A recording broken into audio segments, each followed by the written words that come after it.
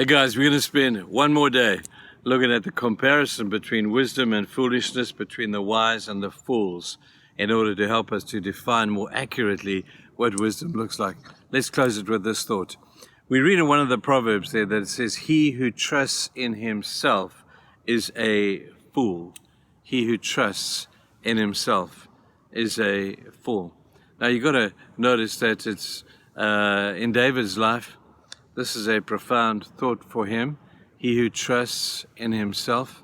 David had a great track record at war. He never lost a battle, or very seldom.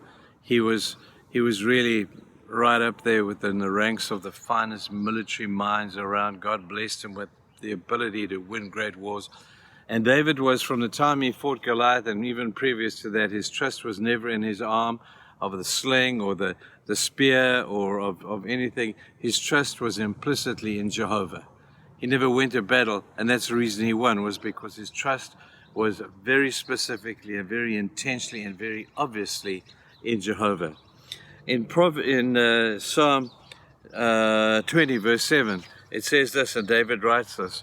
He says, "Some trust in chariots and some trust in horses, but our trust is in the Lord our God." That became an anthem of war. Whenever they would go into war, they would sing this anthem. Some trust in chariots and some trust in horses, but our trust is in the Lord. And they would sing this, they would state it, they would believe it. And that's why they won so incredibly all the battles that they fought. But one day, even the one who wrote those beautiful words, he failed.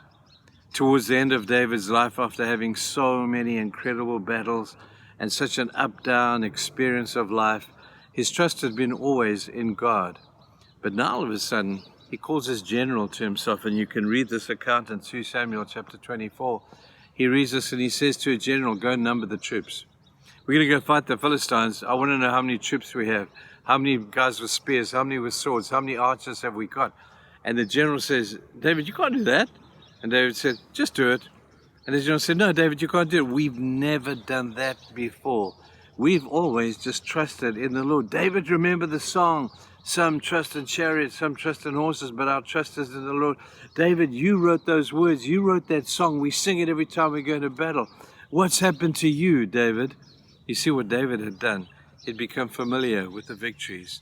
And he began to pat himself a little bit on the back and say, "You know what, I'm quite somebody. You know, I'm really quite somebody. I know that God has given me this, but I must be really somebody to have such a great track record in battle." Well, he trusted in his arm. The general, shaking his head, went out and did what the king told him to do. He numbered the troops. And you know the story from there. You know, David, they lost the battle. David was punished terribly. 70,000 people died as a result of that particular sin. Well, the tragedy is that that's what trusting yourself does. Maybe you're in a situation today where you think, "Man, I've got this thing wrapped. God, you've taught me how to do this thing. You stand back and you watch me. I know how to do this thing." You be very warned. Be very warned that when you begin to trust yourself like that, that could be the beginning of the end for you. Well, you can always come back from that defeat, but you don't need to go into it. If we can continue just to trust God, and those of you who watch this from our little Norwegian Settlers Church, let's continue to do that. We've done that for the last 30-something years, since, I've had the privilege, and Helena and I have been here. We've loved being here. But our emphasis has always been on trusting God. Trust God, trust God. Don't trust yourself. And every time I've trusted myself or trusted people, I've got myself into trouble. Let's just continue, guys, to trust God, because He is God.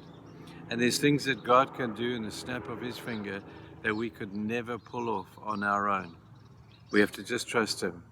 The currency of our life is not finance. The currency of our life is faith. And when we trust God like this, it's amazing how God brings the people, how the finances are come. But it's not easy. We just have to keep trusting and by faith believing. If ever we go off this path of trusting God and trusting horses and chariots and other people, we could find ourselves in a sticky place. God uses other people to be a blessing to us, and we're so grateful for them. But let's, above everything else, listen carefully, we trust God for everything.